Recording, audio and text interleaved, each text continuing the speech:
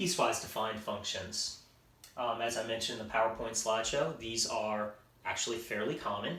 They show up in a number of places in real life, including income tax, where the amount that you pay or the percentage that you pay is calculated based on what your income is. So if you make a certain amount of money, you might get charged one percentage. If you make more money, you get charged a higher percentage. If you take a look at an electric bill, you'll see a similar thing. It may say something like if you use up to 50 kilowatt hours, you get charged 1 rate per kilowatt hour. If you use up to 60, you get charged a different rate, and so on and so forth. So the input value determines how we're going to calculate the output value by using different formulas. Mathematically, these are typically written as f of x equals, and then they wrap a brace, a large brace, and on the inside of the brace there, they write the formulas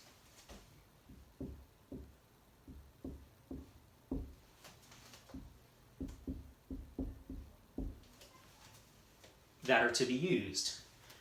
After each formula comes a statement such as this. An inequality statement which tells us which x values we're using this formula for and which x values we would use this formula for. And that's the trick. I know this comes at the end. It's kind of a backwards way of doing it. If we were writing this in written language, at least in English, we might say, if x is less than or equal to -1, then use this formula. So it's written kind of backwards from how it might be said in language, but you can always rearrange the order of a sentence in English, so I mean, maybe it's not all that weird, but the trick is that you always look at these first.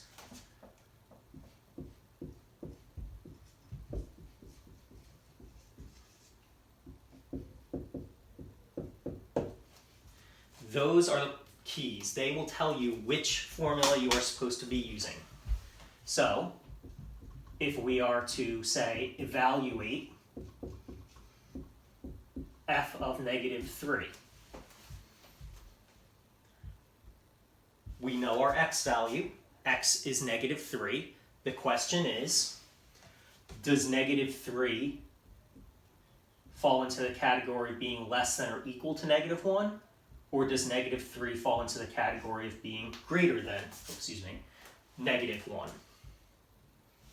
Well, -3 definitely is not greater than -1. It's less than or equal to -1. Since this matches the top, since it satisfies the top inequality, we will use the top formula. F of -3 then is equal to -3 squared minus 4. -3 squared is 9, and 9 minus 4 is 5. Now at this point, I often get the question of, but wait, I thought it had to be less than or equal to -1. 5 isn't less than or equal to -1. No, it's not. However, 5, remember, is not an x value. 5 is a y value. These do not apply to y, they apply to x. The x value is less than or equal to -1, so this is the formula we use. And that is the output value that we get. Likewise, suppose we were asked to evaluate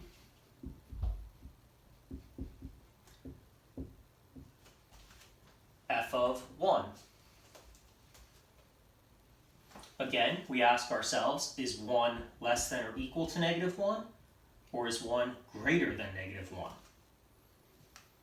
Well, 1 is definitely not less than -1, it's bigger than it. So this tells us that to evaluate f of 1, we're going to use the second formula, 2x plus 1.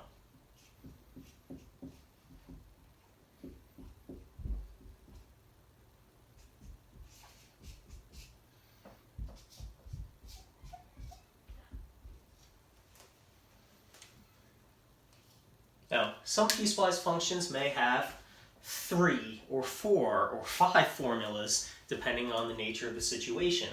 The piecewise function for income tax is tremendous. There are many, many, many lines because the tax rate is separated into many, many brackets. But in any case, no matter how many formulas there are here, you always start by seeing which inequality is satisfied. Only one inequality can be satisfied because we can only use one formula. We cannot use more than one. We would get more than one output. Functions are only allowed to produce a single output for a given input. So these inequalities are how we decide which formula to use.